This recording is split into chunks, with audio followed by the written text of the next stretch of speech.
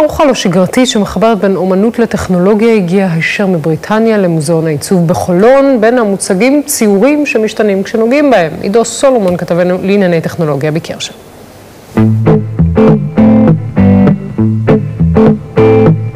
במקום בד ומכחול, מקלדת מחשב ושורות קוד. במקום פסלים דוממים, מיצגים שמשתנים על ידי המבקרים. זו לא הפעם הראשונה שהטכנולוגיה מוצאת את עצמה במוזיאון, אבל הפעם בתערוכת דיקוד שהגיעה לישראל ממוזיאון ויקטוריה ואלברט בלונדון, הטכנולוגיה היא העניין המרכזי. תערוכה מחולקת לשלוש קבוצות: קוד, עבודות שמבוססות על קוד ממוחשב שמתורגם לאמצעים חזותיים; נט, עבודות שניזונות מתוך רשת האינטרנט ומתרגמות אותם לאמצעים חזותיים; ואינטראקטיב, אינטראקציה, עבודות שלא מתקיימות ללא הפעולה שלנו, ללא תנועות הידיים, ללא תנועת הגוף. את השעון הדיגיטלי הזה שמוצג במוזיאון העיצוב בחולון מרכיבות ספרות שהן למעשה תמונות ששלחו לאמן גולשים באינטרנט. וכאן, אלגוריתמים מתמטיים מתורגמים לגרפיקה ממוחשבת. ויש גם צמחים דיגיטליים ואפילו מראה שבה פתיתי שלג נופלים ויוצרים דיוקן של הצופה. העבודה הזאת תחת הכותרת מייקאוט היא למעשה קולאז', ככה אנחנו נראים כשאנחנו מתנשקים ואחר כך מעלים את זה לרשת.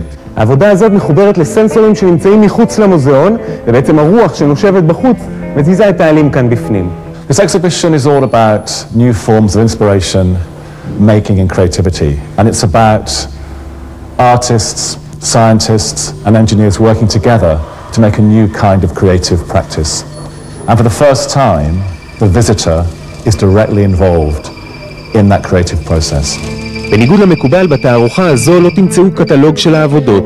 במקום זה מומלץ להצטייד בטלפון חכם, סמארטפון, ולסרוק בעזרתו את הקוד שצמוד לכל מיצג כדי לקבל מידע על האומן ועל היצירה. וגם אחרי הסברים מפורטים יש שיתהו האם זו בכלל אומנות. I think it's art, I think it's craft, I think it's design, I think it's making, I think it's whatever you want it to be, but it's new, it's exciting and it's international. התערוכה שתוצג עד אמצע חודש מרץ תעניין חובבי טכנולוגיה, אומנות ועיצוב, אבל גם קהל צעיר שהטכנולוגיה ממילא ממלאת חלק גדול מחייו.